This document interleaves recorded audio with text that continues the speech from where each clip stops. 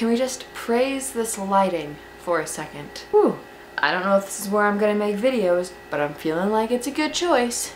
Just saying. Hello there, internet. So last night I was watching a bunch of LGBTQ plus related videos because I was in that kind of mood, thinking about stuff, so I wanted to watch videos about the stuff I was thinking about. So a couple of different videos I watched were people's coming out stories, not coming out videos, but coming out stories. And in the two coming out videos that I have made thus far, I kind of tell my story in that video of how I came to realize that those labels were things that fit me. Before coming out to people though, I go through this process, I guess you can say, and I feel like it's different than other people's process. So I wanted to talk about it, so if you go through this kind of thing, you're not alone. A lot of people talk about how they're afraid to tell people, and then once they tell people, it's oh, I feel so much better, and then they're able to tell other people and stuff like that. That's not how it works for me. Realizing it's a thing. Chances are I'm feeling a little weird, feeling a little different, feel like something's a bit off, and then I come across a term and I'm like, ooh gee dang, that's kind of something that sounds kind of familiar.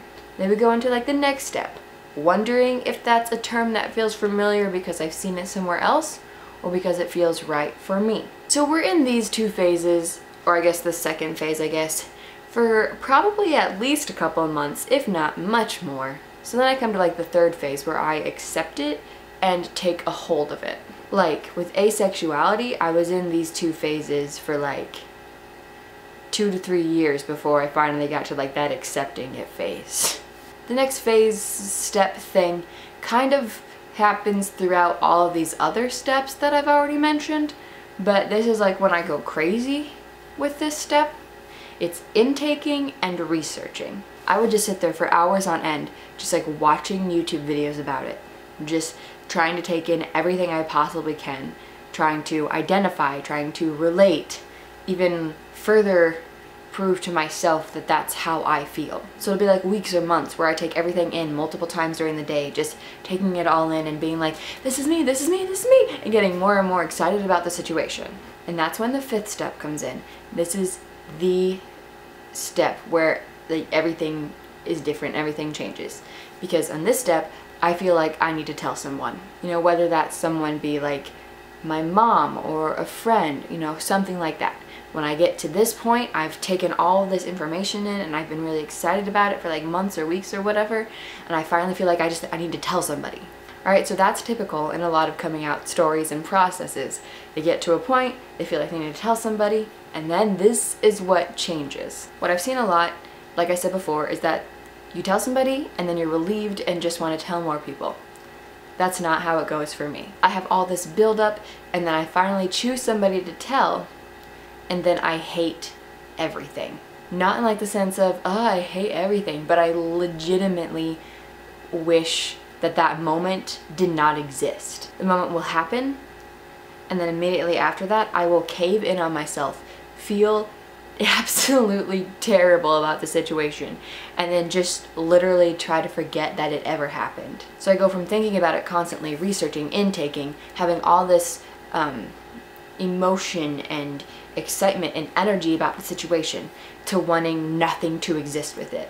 I won't touch the word, I won't think about the word, I won't look up YouTube videos. If I was reading something about it, I will just completely push it aside and not touch it for months. And I don't know why this is the case with me. I don't know if it's internal phobia against myself, or just that built-in shame that we've seen in our world and been forced to live with, I don't know if that's the case, or if I just get really freaking nervous about it. So then I go into a stage of repressing again. So stages 5, 6, and 7 go hand in hand. Release, repress, repeat. And that cycle happens usually at least 3 times, if not more. But it happens more often than I would like it to. I would like it to not happen at all. Then finally, stage, phase, step, whatever, 8, I need to explode, and I explode it everywhere. That usually takes form in a YouTube video. Hey, So then I'm like, whatever, and I post it on YouTube and it goes everywhere, and I still feel the repress and repeat thing, but it's on a smaller scale because it's more out there. It's there, it's permanent. It's not like I texted somebody and was like, hey, guess what? I also like girls, and then, you know, just ignored that text forever. You know, it's not something like that. It's here. Hey, what up? Right there. But yeah, so that's the little process I go through. It's why sometimes, even though I'll feel things for like years, it'll take other people a while to get it, and it takes even longer to get to you. I say this because there are other things about me that I choose to hold as identifiers or terms that fit me and who I am that I haven't yet shared with you guys here on the internet worlds. Because I'm just not to that exploding stage yet. I'm getting close with stuff, but you know, that's just a thing. There are other terms besides asexual and panromantic that I claim that, you know, like John knows, some of my closer friends know, but like the world does not know. I just wanted to share that with you, kind of open up a little bit, express how my life goes when I'm trying to figure all this stuff out, and you know, it's not easy. You know, sometimes it's harder than other things, and you just gotta go with the flow. If you are a member of the LGBTQ community, let me know down in the doobly-doo how you go through things like this, and you know, if you have similar stages or if you have your own stages you go through and stuff like that. And then you know what, everybody, just tell me about your life. Tell me how you're doing, because we need to talk about that kind of stuff too. I'm gonna go figure out how I can fancy up this corner for actual video filming because this light is tremendous. And I'll see you guys next time. Bye! I've only lived here a couple weeks, right?